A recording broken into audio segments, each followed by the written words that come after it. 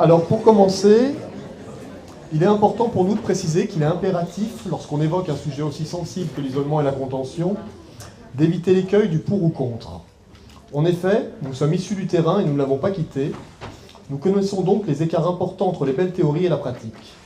Et si la loi du 26 janvier 2016 et les recommandations de la Haute Autorité de Santé nous invitent à limiter le recours à la contention et à l'isolement, nous savons qu'au quotidien, c'est loin d'être simple. Cependant, nous savons aussi, comme l'écrivait si bien René Char, que l'impossible nous n'atteignons pas. Mais il nous sert de lanterne. Ainsi, nous devons faire notre possible pour essayer de suivre ces nouvelles directives.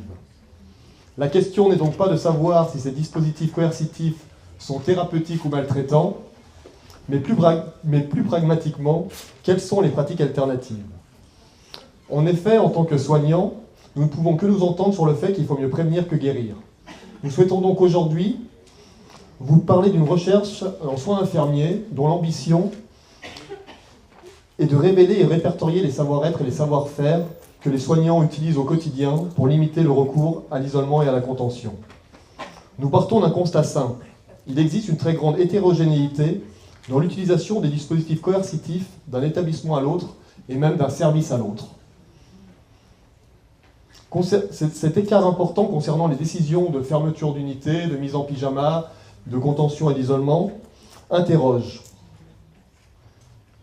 Surtout lorsqu'elle concerne des services disposant de moyens comparables pour prendre en charge une même population de patients. Alors bien entendu, la question des effectifs est au premier plan car elle va impacter l'activité et la disponibilité des infirmiers, mais il est important de souligner qu'il ne suffit pas d'ajouter un soignant dans une équipe pour qu'elle soit plus contenante. D'où la nécessité de dépasser l'aspect quantitatif pour s'intéresser, je vous le donne en mille, à l'aspect qualitatif. Alors là, on a eu l'intervention de la formation Tarpi. Je ne vous cache pas que quand on a découvert cette recherche et la formation, ça nous a fait un petit peu bizarre, parce qu'on travaille un peu sur le même objet. Et puis nous, on se voyait déjà aussi proposer une formation innovante après avec notre recherche. Donc c'est un peu comme si vous bossez sur le Minitel, puis vous voyez qu'à côté, il y en a qui bossent sur Internet. Alors là, vous pouvez vous dire, bon, j'oublie le reste du monde et je me persuade que 3615 ULA, c'est le top du top. Ou alors, il va falloir être créatif et puis on a la prétention d'innover et puis d'être complémentaire de ce qui a été fait avant. Parce que là, c'est vrai qu'autant que ce soit nos amis suisses ou luxembourgeois, il y a du niveau. Mais bon, si on est là devant vous aujourd'hui, c'est qu'on ambitionne, nous aussi, de créer du savoir et de poursuivre ce qui a été initié par nos collègues. Donc, pour ce faire, avec l'appui du CRMC et puis des établissements de la région Rhône-Alpes-Auvergne, puis aussi de l'ARS, on a constitué un groupe régional de recherche en soins infirmiers, le G2RS, composé de praticiens-chercheurs, c'est-à-dire pour ce qui nous concerne, d'infirmiers et de cadres. Et oui, c'est important de le préciser, ce groupe de recherche, il est né d'initiative du CRMC, mais il est soutenu aussi par 10 établissements qui avaient vraiment une volonté de s'inscrire dans la recherche en soins infirmiers. Et ça, c'est vraiment important. Et c'est pour ça que je vais quand même vous citer ces établissements. Parce que... Quoi ? Ouais, non. Je vais vous citer ces établissements parce que c'est grâce à eux qu'on est là aujourd'hui, qu'on a pu se détacher du temps.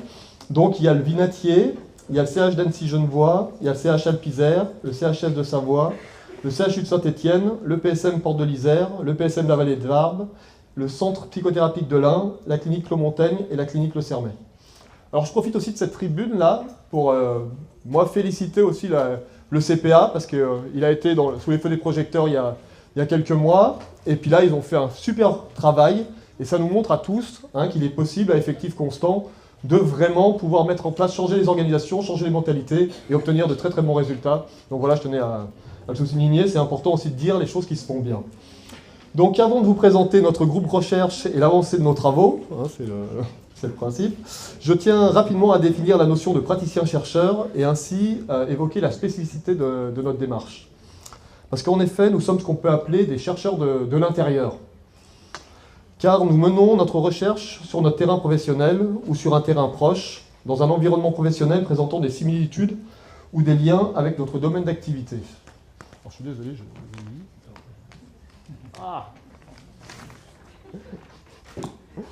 Notre recherche est donc orientée par notre activité. Elle vise à accéder à de nouvelles compréhensions d'un monde professionnel connu. Donc ça peut être un avantage, mais ça peut aussi être un inconvénient. Et donc à mobiliser un ensemble de référents théoriques et de méthodes pour le regarder autrement. D'où l'intérêt de la théorie et des concepts.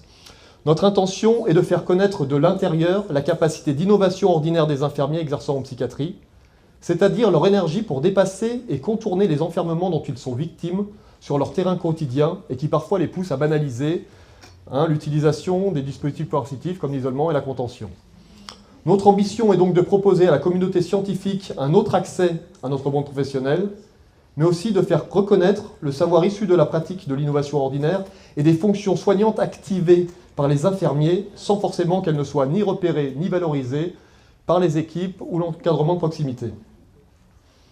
Ainsi, la dynamique d'appropriation des résultats fait partie intégrante de notre recherche, puisqu'elle est un enjeu de recherche, qui consiste à proposer aux acteurs des occasions nouvelles de réfléchir sur leurs pratiques. En effet, si en tant que chercheurs, nous avons à cœur de produire un savoir académique de qualité en respectant une méthodologie de recherche validée par un conseil scientifique, en tant que praticien, il est important pour nous qu'une appropriation de nos résultats permette in fine de limiter le recours à l'isolement et à la contention sur le terrain. Alors concernant les spécificités de notre travail collectif, nous pensons opportun d'en dire un petit mot aujourd'hui, car dans la littérature, il est difficile de trouver des articles sur les dessous des recherches qualitatives réalisées par des groupes de praticiens-chercheurs, encore plus en santé mentale. Donc, oui, parce qu'en effet, dans les rares articles disponibles, souvent, les articles se bornent aux résultats et non pas au processus de recherche. Donc, il nous semble que nos tâtonnements, nos errances, mais aussi nos stratégies adaptatives, c'est-à-dire notre expérience accumulée au fil des mois et les outils que nous avons mis en place pour fonctionner à plusieurs et à distance, peuvent être utiles aux prochaines générations de praticiens-chercheurs en santé mentale. Et je veux croire qu'il y a parmi vous la relève de la recherche en soins, en santé mentale. Donc aujourd'hui, nous suivons la voie de précurseurs, parce qu'on a tous besoin de modèles. Nous, c'est Sophie Tchucriel et Jean-Paul Langtin. Excusez du peu. Et comme eux, le plus souvent, nous, on fait notre travail sur du temps personnel. Et là, j'en profite pour lancer un petit message à un sujet. Nous souhaitons que demain, un temps recherche soit formalisé sur les postes de pratique avancée, accessible aux plus motivés d'entre nous. Alors bien entendu, il est illusoire d'imaginer que tous les infirmiers engagent une recherche au cours de leur carrière, mais on peut envisager des postes de praticiens-chercheurs ou un temps FIR, comme pour les psychologues, de formation, information, recherche, pour certaines pratiques avancées. Ça, je pense que c'est vraiment quelque chose qu'on a à réfléchir. Et dans les unités de soins, en plus des supervisions et des réunions cliniques, il serait pertinent de proposer des lectures critiques d'articles en lien avec l'activité soignante et reconnues comme du temps de travail. Parce que là, on a vu ce matin, quand on fait de la recherche, on s'intéresse aux statistiques, il y a plein de données qui peuvent nous paraître un jargon, et il faut faire un peu de pédagogie et donner un peu cette culture de la recherche aux équipes pour qu'ils puissent s'approprier la littérature. Donc en effet, la meilleure défense contre le danger, c'est le savoir, et pour se protéger des pratiques obsolètes maintenues par la seule force de l'habitude, il n'y a pas 50 000 solutions. Il faut être en mesure d'utiliser avec réflexivité les meilleures données actuelles de la recherche clinique. C'est-à-dire, il faut non seulement les lire, mais surtout les discuter en équipe. Alors les infirmiers doivent donc apprendre dès la formation initiale à discerner un article basé sur des connaissances probantes et scientifiques, d'un autre basé sur la subjectivité de l'auteur, qu'il soit infirmier ou grand professeur de médecine.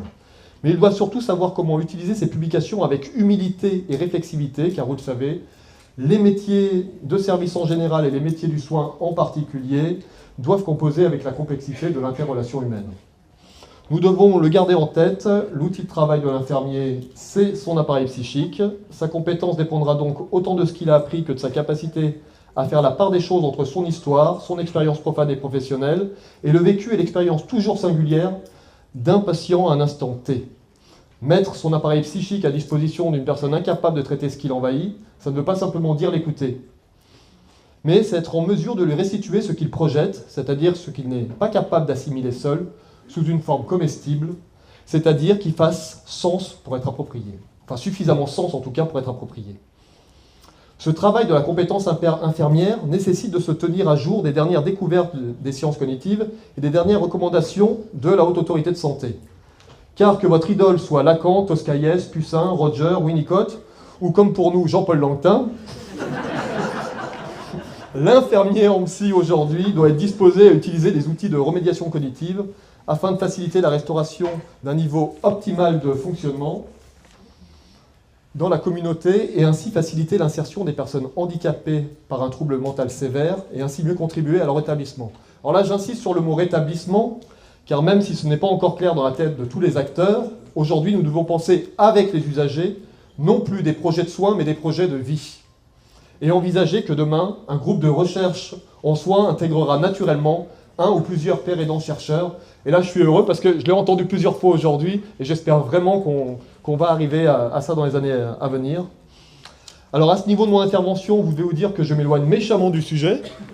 Hein? Eh bien, pas tant que ça, parce qu'il y a une corrélation logique, en tout cas pour moi, pour nous, entre la complexité du métier infirmier, les changements de paradigme secourant la santé mentale actuellement, et la complexité de notre recherche. D'ailleurs, si dans notre groupe, nous sommes des soignants à la base, certains d'entre nous se sont égarés vers des fonctions d'encadrement, mais surtout nous avons des profils et donc des référentiels très différents en fonction de nos années de pratique, de notre expérience de terrain et parfois de nos formations universitaires.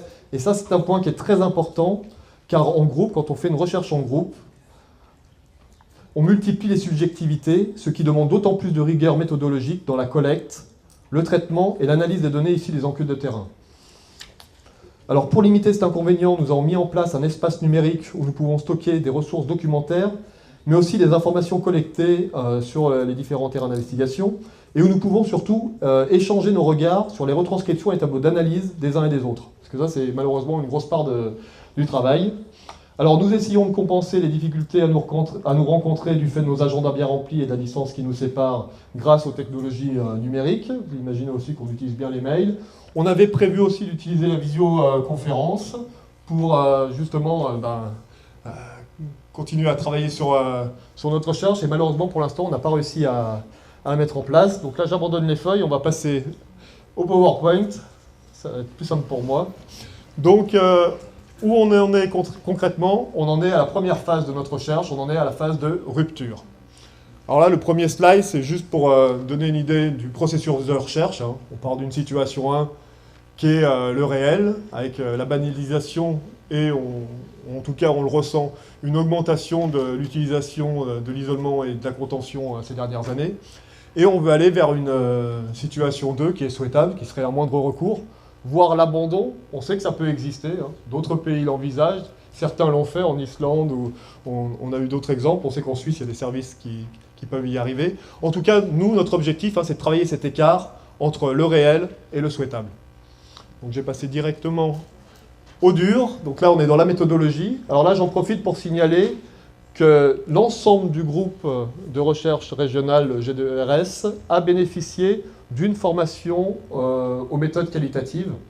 Donc ça c'est vraiment important, puis on continue d'être accompagné par Perf Santé et Geneviève Roberton, que je remercie, hein, parce qu'elle a un vrai mérite, parce que c'est vrai qu'on a une vraie richesse dans notre groupe, il y a une diversité, mais l'hétérogénéité des fois aussi fait qu'on n'a pas tous le même niveau. Dans le groupe, il y a des personnes qui n'ont pas du tout fait de recherche avant, qui n'ont pas de formation. Et puis même pour ceux qui ont fait des masters recherche, c'est toujours bien d'avoir un appui méthodo.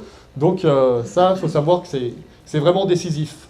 On a aussi la chance d'avoir un conseil scientifique, donc ça qui a été aussi constitué par le CRMC. Donc il y a 9 personnes qui ont pour mission de s'assurer qu'à chaque étape, on est bien dans les clous et que tout ce qu'on fait, c'est bien scientifique. Donc ça, on ne peut pas faire de recherche sans ça. Donc c'est vraiment très important. Donc là, ça c'est le processus de recherche de n'importe quelle recherche en sciences sociales. Donc je vais commencer par la première étape, hein. On va faire les choses dans l'ordre. Donc normalement, on commence par une situation d'appel. Nous, en fait, la situation d'appel, elle a commencé au niveau d'un questionnaire que le CRMC avait envoyé aux établissements de la région Rhône-Alpes, je crois à l'époque. Rhône-Alpes-Auvergne. D'accord. Et donc, on demandait pour vous, quelles sont les thématiques que vous aimeriez voir abordées par un centre ressources. Et la première thématique qui était revenue, c'était l'isolement et la contention. Donc on voyait bien que là, il y avait un vrai problème qui était partagé par tout le monde et que ça valait le coup de s'y intéresser. Bon, depuis, il y a eu les rapports du contrôleur de la liberté, Mme Azan, il y a eu la loi du 26 janvier qui viennent conforter la nécessité de travailler cette thématique. Donc nous, on a pu passer directement à la phase à la problématisation. Donc pour ça, en une journée, on a essayé d'identifier les facteurs impliqués dans le processus décisionnel débouchant sur le recours ou non à la contention et à l'isolement.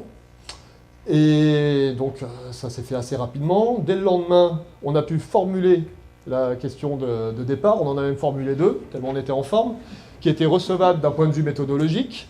Alors là, je n'ai pas vous les lire, parce qu'en fait, entre-temps, on a été un peu traversé par le doute inhérent à chaque recherche, je pense, et 3 mois plus tard, eh ben, on a réajusté notre question provisoire de recherche. Et là, c'est avec un plaisir non dissimulé que je vais vous la lire, parce qu'on n'a pas changé depuis. Quels sont les facteurs de l'intervention infirmière permettant de traiter la situation de crise sans avoir recours à l'isolement et à la contention en unité d'hospitalisation de psychiatrie générale? Donc là, après, on passe à l'étape 2, qui est l'exploration. Parce que c'est bien d'avoir une question de départ, mais après, il faut aller sur le terrain, il faut aller se confronter. On avait fait une exploration théorique avec une revue de la littérature, mais là, c'était important d'aller sur le terrain.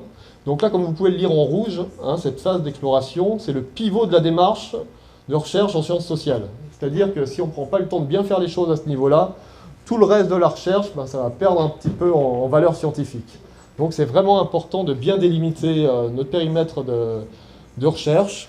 Donc là, vous voyez, la variable, on s'en doute, c'est le moindre recours à l'isolement et à la contention. Notre population cible, c'était les infirmiers exerçant en psychiatrie. Les témoins privilégiés, c'était les médecins, les cadres de santé et les aides-soignants. Et puis le champ d'action, c'était nos établissements partenaires disposant d'une chambre d'isolement et ayant une DMS et durée moyenne de séjour supérieure à 72 heures. Et on a fait le choix d'exclure la pédopsychiatrie et les urgences parce qu'ils ont des problématiques différentes. Donc vous voyez qu'on a fait le choix de faire 52 entretiens répartis sur 9 lieux, donc une enquête multicentrique. Donc là, je vous montre le tableau de codage. Donc déjà, ça vous permet de voir que, bien sûr, tout est anonymisé. Donc ça aussi, quand on fait une recherche en groupe, c'est très très important d'être très vigilant à ça, parce que là, on va être obligé de s'échanger des données, donc bien tout anonymiser. Vous voyez que le tableau, il est faux, parce que si on regarde le total, on est à 59.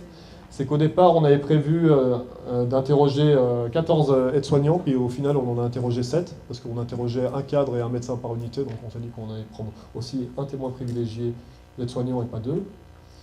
Mais ça fait quand même une enquête conséquente. Donc là, on voit l'avantage d'être en groupe. C'est vrai que quand on est en groupe, on peut aller très vite sur cette phase-là, mais on va continuer après, vous verrez que pour le reste, ce n'est pas forcément plus facile. Donc là, je vous ai mis un exemple de retranscription d'entretien, puis c'est l'occasion aussi de vous montrer la question 4 que moi j'apprécie particulièrement. C'est imaginons demain que l'isolement et la contention soient interdites. Qu'aimeriez-vous faire? Donc là, on fait appel aux capacités de rêverie des soignants. Et là, on a été très surpris, c'était une première surprise. Une majorité de personnes nous ont parlé des problèmes d'effectifs. Donc effectivement, on en a parlé, l'effectif, on ne peut pas l'évacuer, cette question-là, elle est importante. Mais on sait aussi, avec l'exemple du CPA, avec ce que d'autres intervenants nous ont raconté, qu'en jouant sur l'environnement, sur l'organisation, on peut faire des choses, mais non, là, on reste bloqué sur l'effectif.